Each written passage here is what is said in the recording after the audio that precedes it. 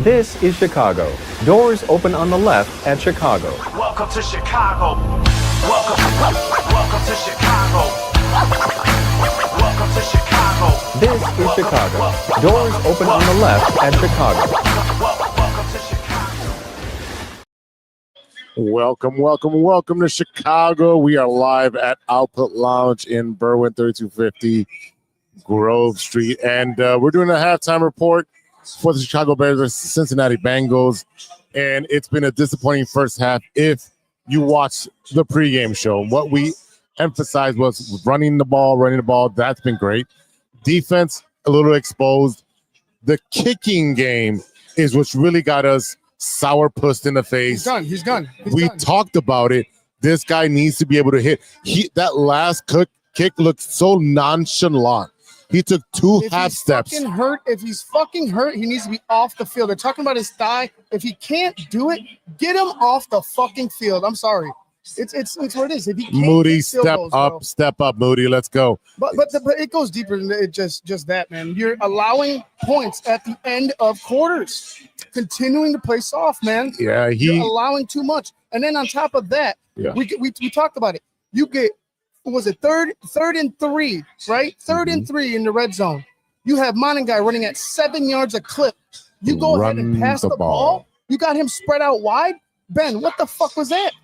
Yeah. What was that? Yeah. That's bad play calling. That's shitty coaching. You only got into the red zone or into the end zone because you have to trick fucking teams to get in there.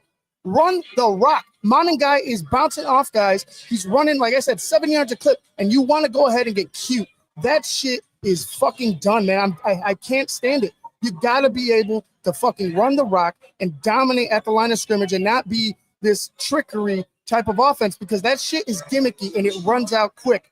If we're going to talk about Caleb's missed some throws, but the pressure continues to show up in his face. And I got to hear Archuleta's dumbass talking about how he doesn't look settled in the pocket. No shit, asshole. He's being flushed out every time by pressure. It's ridiculous. Like the pressure on its own, man, the pressure on itself. You can't fucking deny it.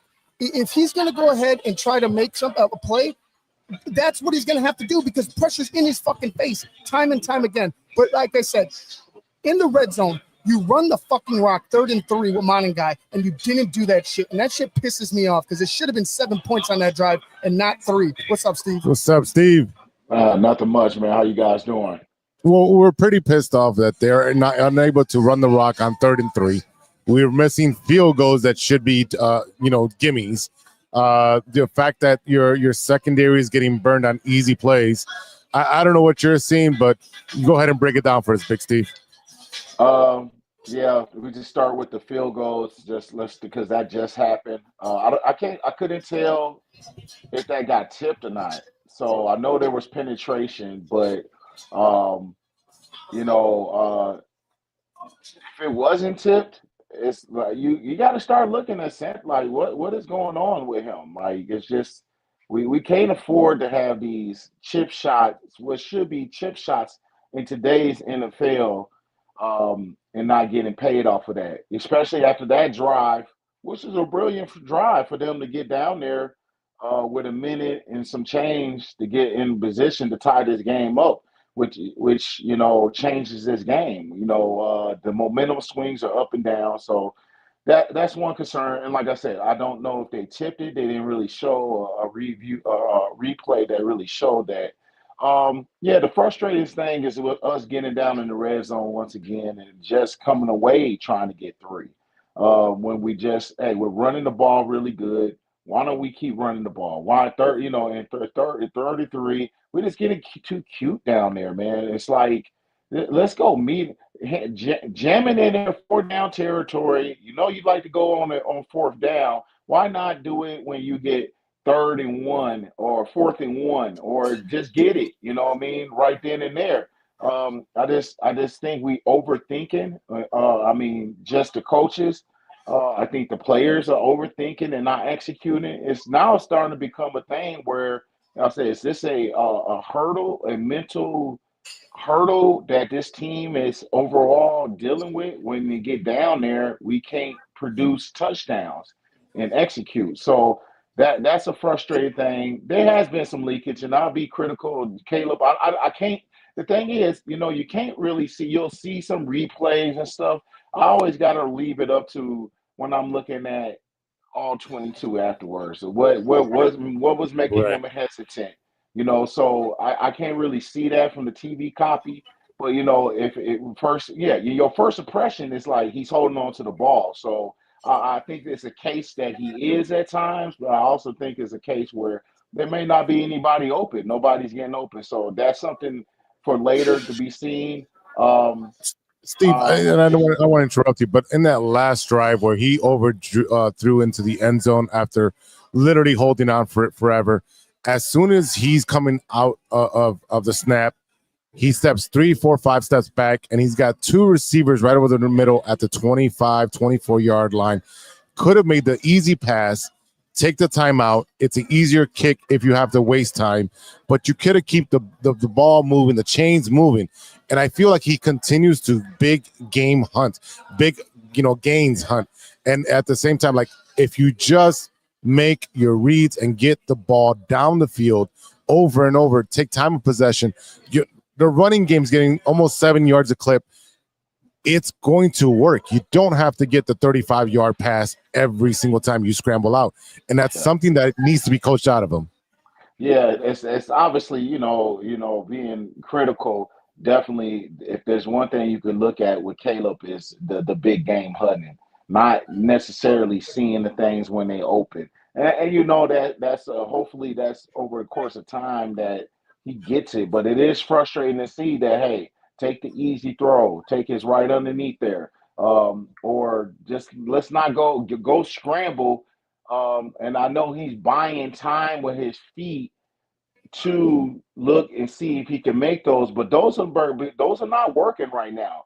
I don't think we got the receivers that you can do scramble drill. We're not on the same page, or they're just not getting executed. So also, it's just like, hey man, instead of like kind of scrambling to buy time for people to get open, take off and run if those windows are there. And I think he does it at times, but you definitely see the big game hunting out of Caleb, and that's something that's just kind of a growth thing that you hope he gets out of him. You know what I mean? If there's anything to be critical, the big game hunting and understanding when you need to have that big game hunting, but in order for that big game hunting to work, you got to take the underneath stuff. Because right now teams are just like, this guy is, they're scheming Caleb up, and they're knowing that he's going to big game hunt. So until he starts showing otherwise and getting the teams to understand, like, hey, I'm going to take the check down, so I'm going to do this. Now, possibly when he does choose to go big game hunting, it might be more available to him because teams are not respecting that he's going to be disciplined to do that. So that is frustrating. Just overall, just as a team, it is frustrating. I mean, you look at the kickoff return. Our special teams continue to be a hindrance to us. I mean, in the field goal, Hightower is not. It is really bad we're the worst team when it comes to kicking off or kickoff team coverage. We're the worst team, and we gave up the guy went untouched, and that kicks off the game. That's 7 points. You could put Hightower and Santos on the same fucking bus and send them off somewhere. I could care less right now because the game should have been 20. First of all, the defense being soft again late in the quarter, late in the half, that shit is pissing me off. But then you have an opportunity to be up 20, and your kicker can't fucking kick the field goal. It's too much. This is too many times we're seeing it week in and week out with the special teams where they're allowing you the offense to start at the 40, 45 fucking yard line, and then on top of that, your kicker can't kick a 55+ yard field goal. Yeah. It's bad. That's bad. Those are easy chip shot points that we should have, that we shouldn't worry about, that we have to worry about constantly.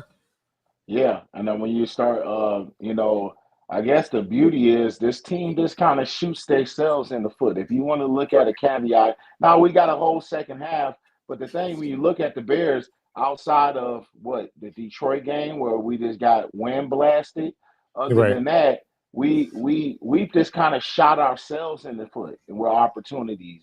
and penalties and not getting down in the red zone and taking advantage. We're getting down there, and we're just not taking advantage of it. So if there's a caveat, it's a discipline issue. There's a roster issue that all can be fixed.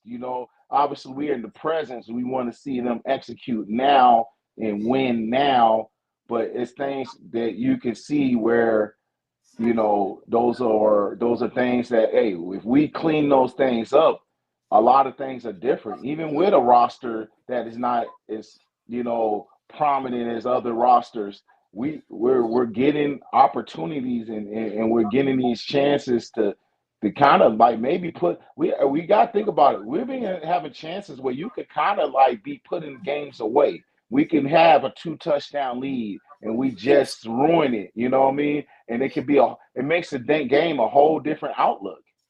Yeah, it's been a difficult adventure with this season, because you're right. We shoot ourselves in the foot with our pre-snap penalties. We shoot ourselves in the foot not able to run the ball in the red zone. We shoot ourselves in the foot where we're trying to big game hunt when you have a check down that's going to get you 10 to 12 yards anyways, which is a first down. We need to stop doing these dumb things. And I know it's our coaching staff's first year. Caleb's learning a new system. But other teams are doing it. Yeah, New York is finding a way to do it.